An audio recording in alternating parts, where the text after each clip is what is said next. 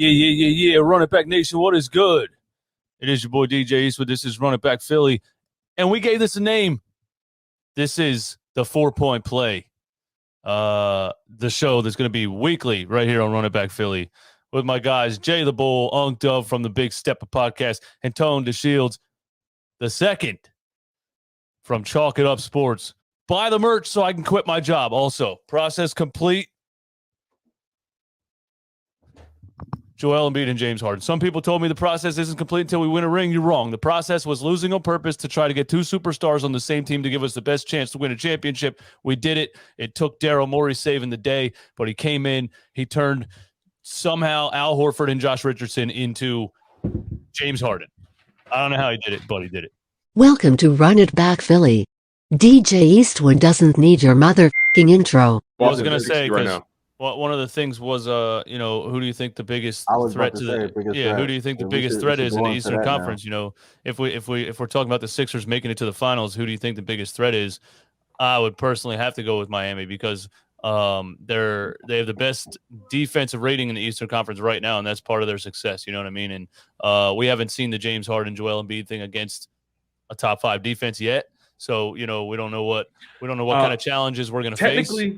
Technically. That Knicks team is a top 5 defense. Technically, really? Yeah, I believe they so. They got to get Julius Randle up out of there. Then he doesn't do anything on defense. If I'm not mistaken, let me just double check that. They've been in past years. Tibbs is a defensive-minded coach, but they didn't look very good defensively last night. No, they didn't. But that's why I said that team. Or Boston. Boston surprised me last time we played them and smoked us, and they're up there. I think they're the second highest defensive rating in the Eastern Conference. I think it's Miami and then Boston. Any team that plays good, solid team perimeter defense, has length and athleticism, is gonna, put up a fight against us. Obviously with Harden, we have a way better chance than we did before. But okay, I was wrong. Okay, Miami. All right. Okay, I was wrong. I'll take Miami. Who's next? Who's your top competitor, Duff, that we got? I'm gonna keep it funky. Like if it's everybody on the team for the Nets, I think it's them. If everybody can play, Kyrie can play home, all that good stuff. I really think it's the Nets. But outside of that, I would say Miami because they played together all year too. So they kind of got their team and everything. And they got a culture, or I should say, an identity as far as team goes. That's what it is. They tough. Bucks is a little iffy. You're putting the Nets up there. I'll be honest. I'm surprised. With everything, if we run into them in the second round, if they got everybody. I don't know, man. But I don't see Ben in the playoffs. I don't see the mayor. I don't see the mayor in New York lifting the mandate because of one person, Kyrie. I don't see him doing that. But also, I'll be honest. He's got to lift it for not because of the NBA.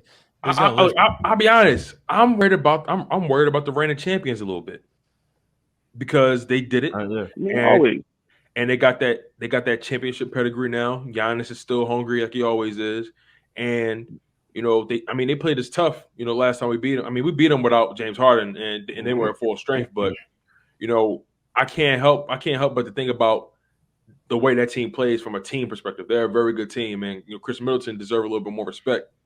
Mm-hmm. You know what I'm saying? Drew Holiday, you know what I mean? Bobby Portis, he actually plays great for them. So, I'm more worried about Milwaukee than I am Brooklyn, if I'm being honest.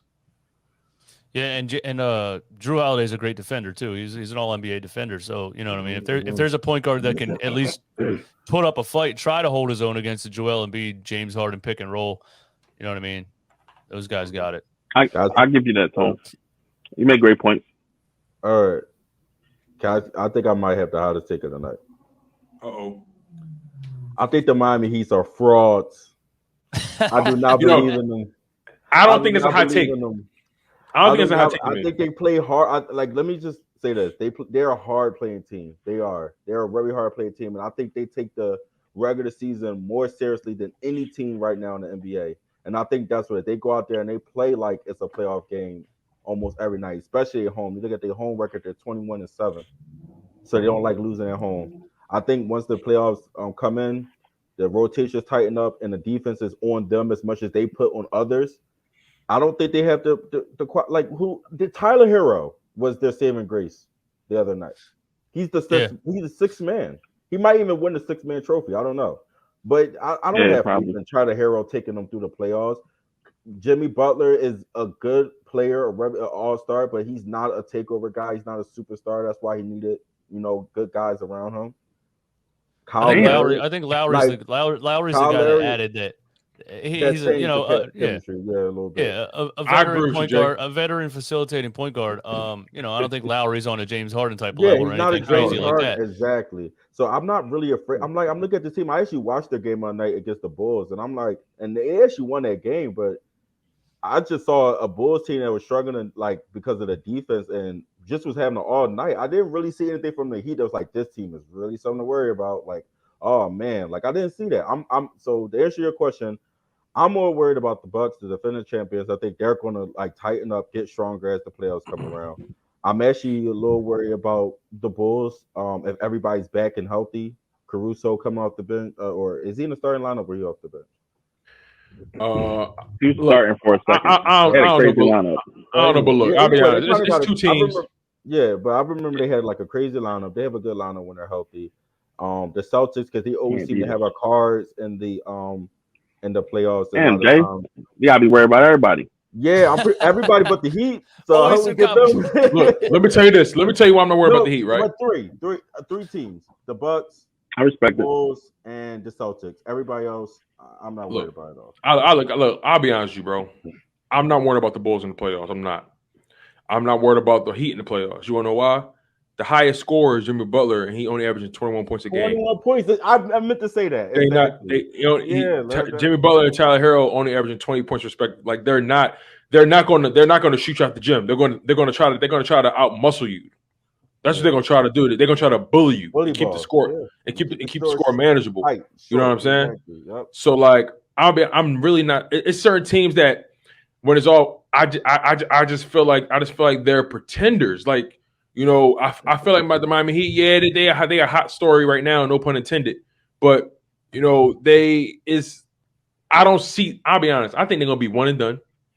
I think the Bulls, depending on how the bracket set up, obviously, but there's a chance Lonzo back anytime soon. I don't know. If they get Lonzo back, if they get Caruso back, if they're healthy, the Bulls is actually a pretty tight team. That's what they haven't been healthy in a while. They have no experience though. No experience. DeRozan only got one that got experience. Yeah, right about that. And he got the most experience running up against LeBron and getting smacked. So, but his game is catered towards the playoffs. That mid range. Yeah, you're right. His game is perfect for the playoffs. You're right. Half court ball. Yep, mid range all day. Mm-hmm. You see that clip of Luka in the All-Star game talking to him? He's like, "Did you ever miss a mid range shot?" And he was like, "Oh, I saw that. I said Luka had poor recruiting skills." They say he had poor recruiting skills. It was him and Jokic standing there with the, you know what I mean? Yeah, they said they have a good relationship. Jokic and